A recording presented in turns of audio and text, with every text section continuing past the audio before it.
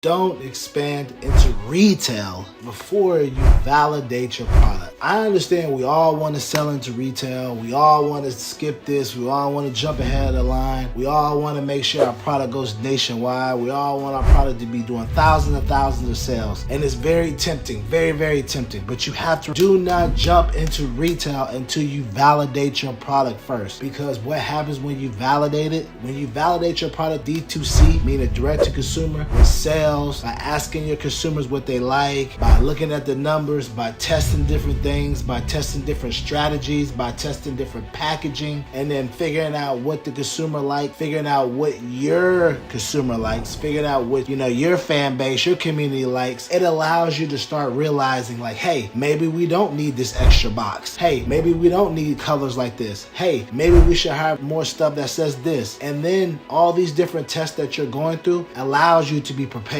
allows you to be ready, so that when it's time for you to jump right into retail, you are ready to be successful. You are ready to make sure you're not spending lots of money on wrong advertisement. You have tweaked your message and you know it directly and exactly who your community is. Too many times I've seen this, and I've also experienced it working for different startups where they're so excited they want to jump into retail so they can get everything booming, get everything started, that they want to get the company going so they get to that point where they can sell it, get their profits back, that they don't realize what their demographic is. They don't realize what their community is. The color of the bag doesn't look right. They make the bag look more of this type of community when they should be aiming for a family type of community, and it looks like it's more of a gym community when it's not supposed to be a gym community. It's so many different things that happen when you decide to be like, hey, we gotta get into retail. Hey, we gotta get into retail. Not to mention, you jump out there and get into retail so quick that do you have a fan base that's gonna go to retail to purchase your product? That's another issue that also happens when you jump into retail too quick. So it's best, in my opinion, and for everybody out there that has a product, whether it be chips, drinks, beverages, makeup, whatever it is, before you decide to start wanting to jump out there in retail, be in the box stores, all this other stuff, focus on your D2C first. Your D2C,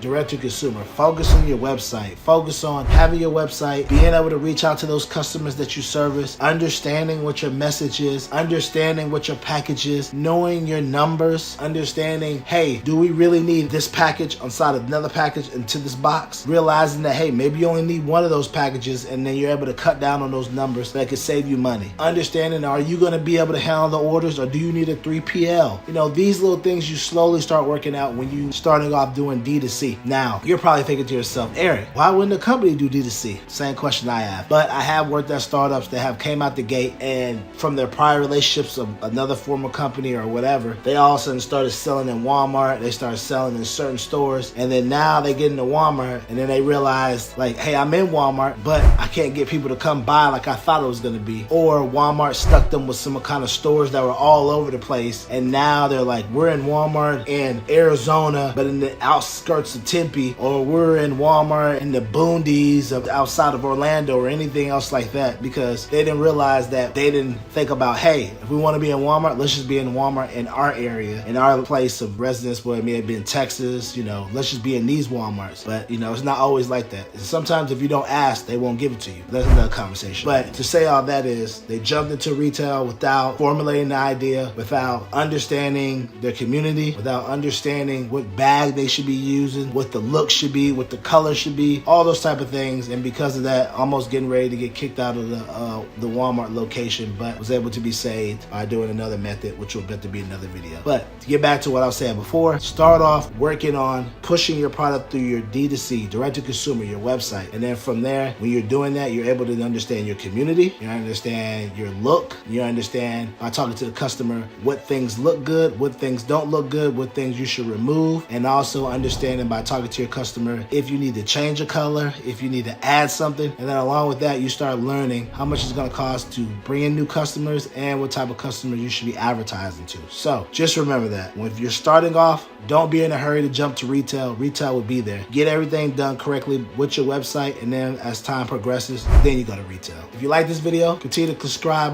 for more videos below. And like I said before, this has been another CPG 101 with Eric.